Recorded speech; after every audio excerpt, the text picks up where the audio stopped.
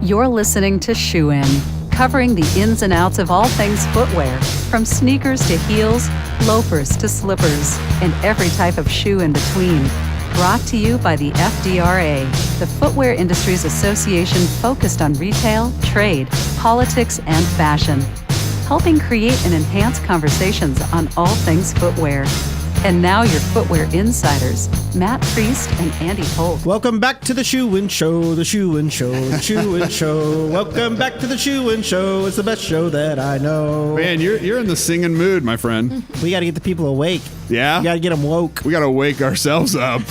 Jasmine, get woke. I'm awake. You're awake? Hola. Which time zone are you in and where are you? All on the East Coast. I'm here. Okay. Okay. All right. Well, folks, it's Shoe In Show. We cover everything from shoe design to shoe sales, from the start and the idea of a shoe to the moment where someone opens those shoes and are wowed and excited and fall in love. That's right. We don't cover the point where they return them back. No, that doesn't happen. We sweep that under the rug. No. No returns. No refunds. So, what are we talking about today? Which section of the whole shoe design, the shoe sales, marketing, what are we talking about today, Matt? I'm glad you asked, Andy. We are talking about the design side, and I had the privilege of being introduced to a young up-and-coming designer, Miranda Woods, during our African American Footwear Forum here in D.C. And a couple things before I welcome Miranda on. A couple things that really stuck out to me. One, she's from D.C. Yeah. So she's from our city, which we love and where we've been in existence for many years. And she's also a part of the Pensole program. She's gone through Pensole. So we love, Dwayne was just on the show. We love Pensole. We partner with them. And if you check out her website, miranda-woods.com, you can, right out the gate, you can see her designs are unique. She has a unique perspective. And I just, we literally met a couple days ago, and I was like, hey, you want to come on a podcast? And here she is. So Miranda, welcome to the Shoe In Show. We're so excited to have you on. Hi, thank you. Thank you for having me. Yeah, no problem. So let's start from the beginning. Young Miranda, born in D.C., born and raised in D.C. How did you get involved in kind of this passion for footwear and for shoe design? Yeah, well, I've always really loved shoes and collecting sneakers, and it got to a point where my dad was like, if you're going to continue to collect sneakers like this, you need to find a way to make this profitable. So I had already started refurbishing shoes and getting really bored, beat up ones on eBay for $20 and reattaching the soles and stuff like that. And I was cleaning ones for kids at school. And I was like, all right, I need to take this to another level. I can take a shoe apart pretty easily and totally redo the shoe. So what can I do next with this? And I got into my first Pensole class in summer of 2017, and it was just a week-long class, really, really quick, footwear design. And after that class, I was like, I'm totally changing directions in college. I'm going to commit to this full time because this is something I'm really passionate about, and this is something I can do. So I was an architect major, and I still am an architect major, but I've just sort of shifted my idea of it and using it to apply to sneakers and everything sneakers, from concept creation and prototyping to actual design to some branding and marketing I just got into. So anything I can learn, I'm just trying to soak it up and see how I can apply it to my major in school. That's cool. And remind folks where you're currently in school. I'm at Miami University in Ohio, not in Florida, it's Ohio. Gotcha. Miami University, Ohio. And you are an architect major. What are kind of the crossroads? What are kind of the connecting points between architecture and building a shoe for folks who aren't familiar with the intricacies of building a pair of shoes? Yeah, so I've taken one studio here that was all model making and putting things down on a lower scale. And there was a lot of prototyping in that, different types of building materials, but on a very small scale, different types of building, structures, how you're going to design it, and on smaller scales. And so that's the same thing prototyping in shoes. Also blueprints that you need for buildings that people do in CAD, that I've had to design. It's same exact process for making a tech pack. Like, it's eerily similar. That was one thing that once I really got into tech packs, I was like, I do not miss this from architecture. Right. Just all the intricate drawings and stuff. So that's really similar. And the design process is similar. Like, finding the inspiration and the story behind what you're designing, it's all a lot of the same. So you can apply a lot of the same principles to it. I will say I'm perusing your site, and being a DC guy and growing up in the city and riding Metro quite a bit, although I don't ride as much as some of my colleagues do. Your Metro train map, New Balance concept design is like it's like total home to me. You know, I'm like, there's the Farragut West stop, and there's Capitol Hill, Capitol South, and there's Springfield, Franconia. I bet her shoes don't fall apart though. Like Metro. Every day. Yeah. Jasmine knows too. Metro is All notorious about for it. that. Jasmine has to take the bus to get to the Metro. That's like an added layer of failure. Absolutely. I couldn't say that any better. Well, with that, Miranda, walk us through that project with New Balance and Pensole and some of the DC-centric things that help inspire your designs. Yeah, so I got put on the New Balance team for the Pensole PNCA project program that I did last fall, and I was really excited about that because, DC, we love New Balances. I grew up wearing New Balances. Everyone wears 990s everywhere, from the young to the old. It's like a weird niche market. So I was like, if I'm going to be, exploring the 990 and the possibilities that could be done with that, I want to speak to my city and like be sort of like a homage to my hometown. So there's like you were talking about, there's an overlay piece that is like an adaptation of the Metro line map. There are these squares. There's two sets of squares on either side that have like a shadow that reflects, and that's supposed to look like the gridded ceilings in the Metro station. And then the color is like all the different shades of like red and burgundy, which is like mumbo sauce in the carryouts. And like every carryout has different mumbo sauce. Yes. It's all a different color. So. Yes, I love it. That is awesome. gosh. So, Were you listening to Mambo Sauce Welcome to DC when you made the shoes? Because I think that is, that's my... Yeah, I did listen to it. I had one day where I was just like playing all go-go. And I was like, I had to get into the inspiration for this. Yes. Yep. that's awesome. So, all right, so you've done that project. The other one that's really cool that I latched onto was this West Africa project in Ghana. And having been to Ghana myself and to Accra, the vibe there is awesome. There's a ton of energy there. The people are amazing. What was that about? How'd you get into that fellowship project with the fashion design in West Africa? Walk us through how that all played out.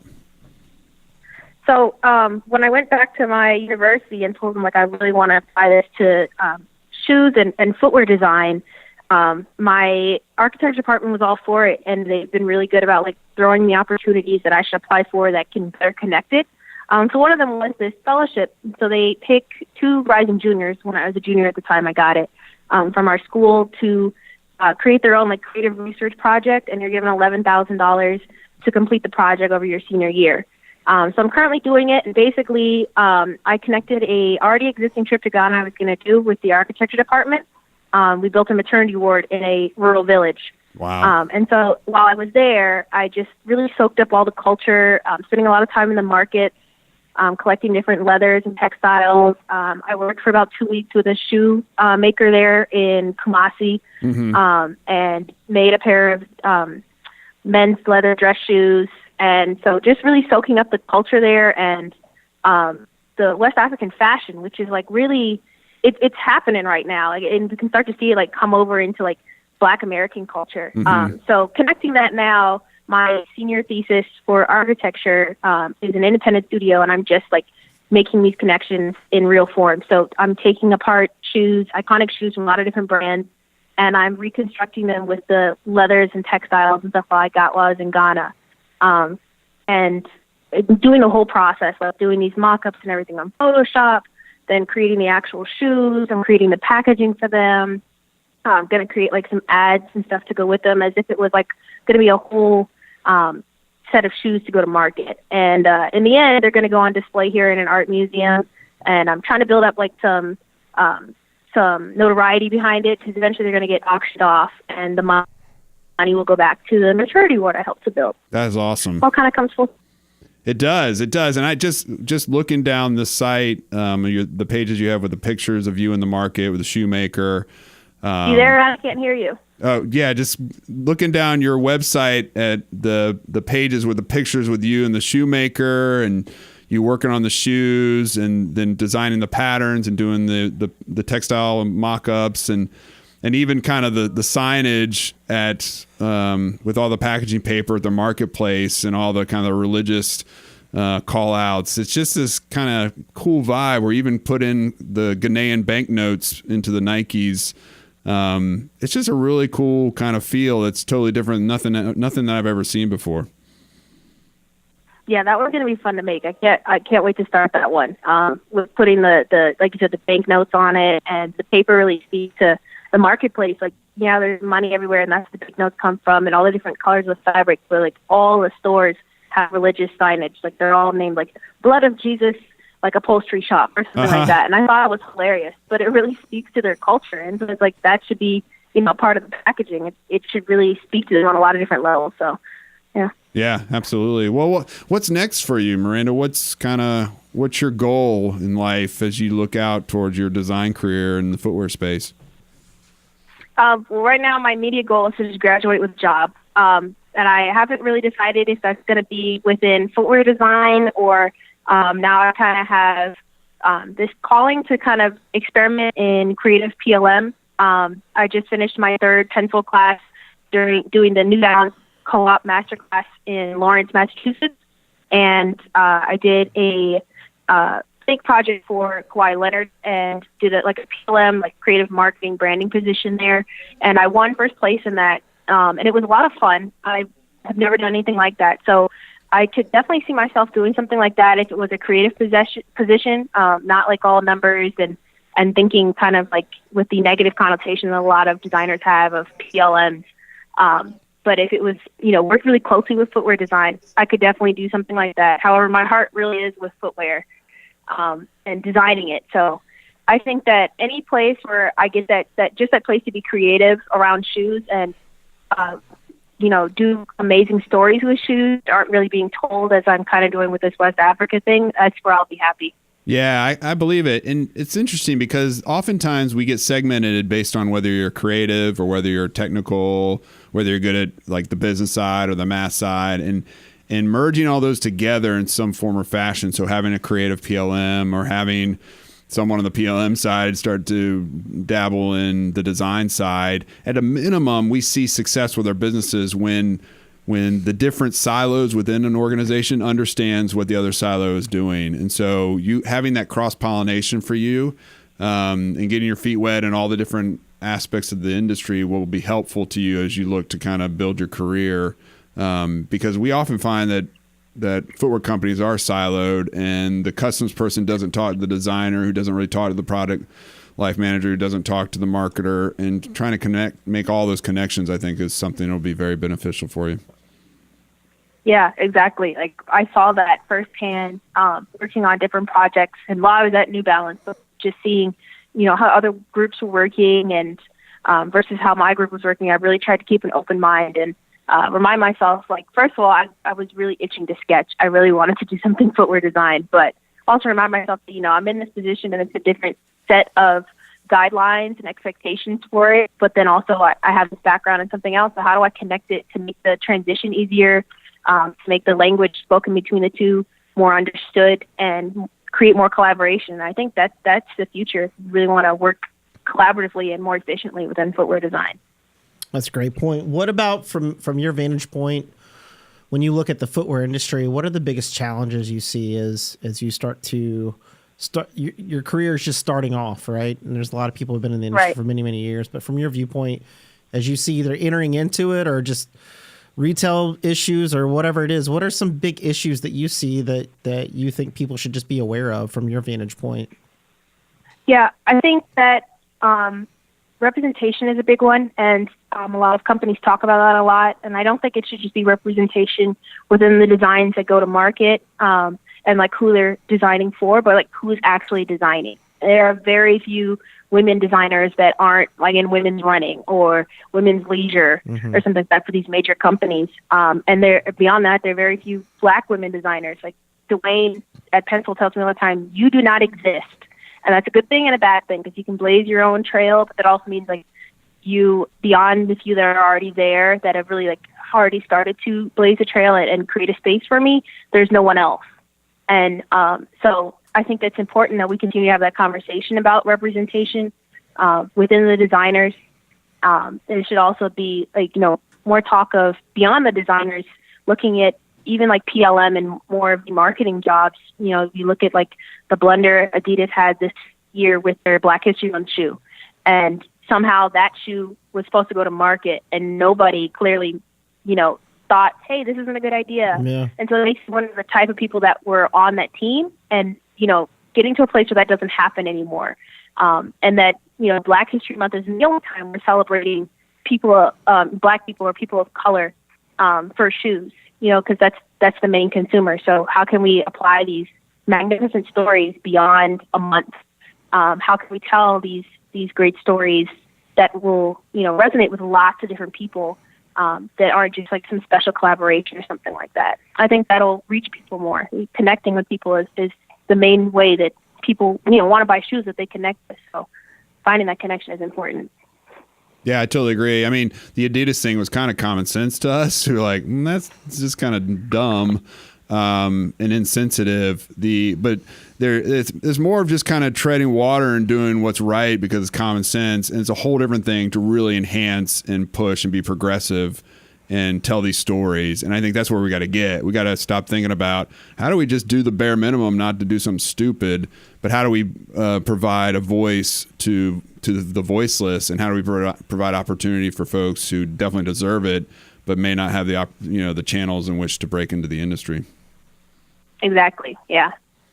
So I think, if you ask me, Miranda is super fashionable. Her designs are awesome. Yep. And she is a rising star, and I'm fortunate to have bumped into her at our event, the African American Footwear Forum, because 1, she's from DC, 2, she's got some great designs, and 3, she knows what she wants to do. And I can tell you, when I was her age, I had no clue what I wanted to do with my life. So kudos to you, Miranda, because you have your own website, and I don't even know if the internet was out when I was your age, but nevertheless, you are, as Dwayne says, you are your own brand, and you're telling the Miranda story only the best, and you're the best person to do that. You're the best person to kind of lay that out for us. So we appreciate you kind of sharing that with us for certain. No, I appreciate the opportunity to be here. Like it was totally by chance that I ran into you. I'm really happy I did. I remember hearing you speak briefly of one of the events, and I was like, this is a really important event, and I'm glad that this organization and you in particular saw that it was necessary and important to have. I think, it was a great opportunity, and I'm glad that it's helped me, be able to talk to you guys further about it. That's awesome. Yeah, no problem. We want you to hang on because Jasmine's going to jump in with her world famous Fashion Footwear in Focus segment. Jasmine, what you got for us today? Okay, so there's been a couple things that I've been seeing. Some interesting material being used. One is I don't know if you've seen this, Miranda, but Nike Air Max has a shoe that's called Grass.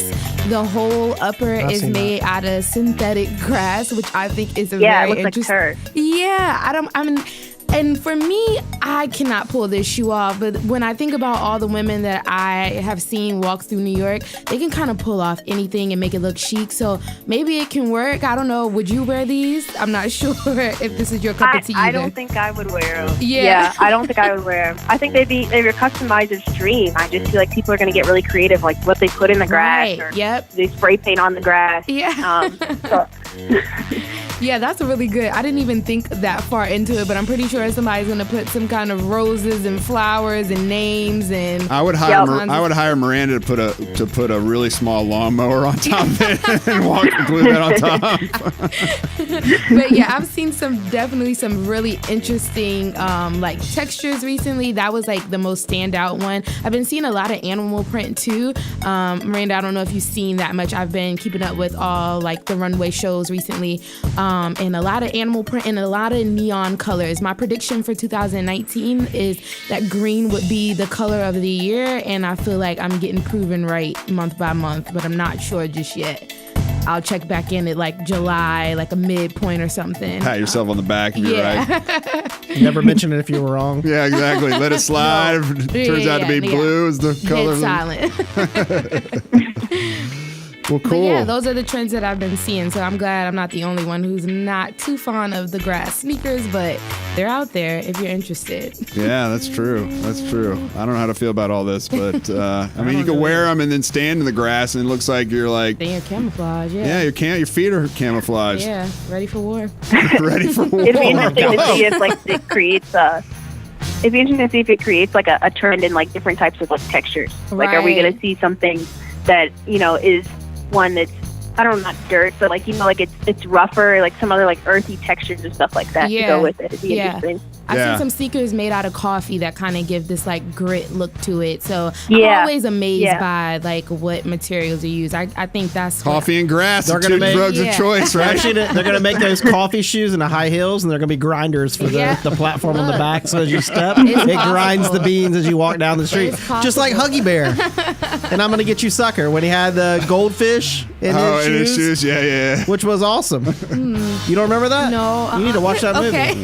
I think the Wayans did that one. Yeah, Huggy Bear. Okay, on my watch list. Which she's not going to do. Miranda, thank you so much. Miranda-woods.com is the website if you want to hit her up and see her awesome designs. We're so grateful you came on the show. Thank you. Thank you. Folks, it's a Shoe In Show. We're covering the ins and outs of all things footwear. We cover product, we cover placement, we cover designs, we gossip, we do all kinds of stuff on this show. So you can find us on shoeinshow.com. You can see our full catalog. Hopefully you can go back and find some cool episodes you're interested in and learn more about the footwear industry, the business side. If you have ideas on shows you want us to cover to expand your knowledge, or if you want to be a guest, you've been in the shoe industry a long time and you want to come on and drop knowledge, let us know. It's shoeinshow.com. We're on Twitter. We're on Facebook. We appreciate all the lovely people out there giving us a listen.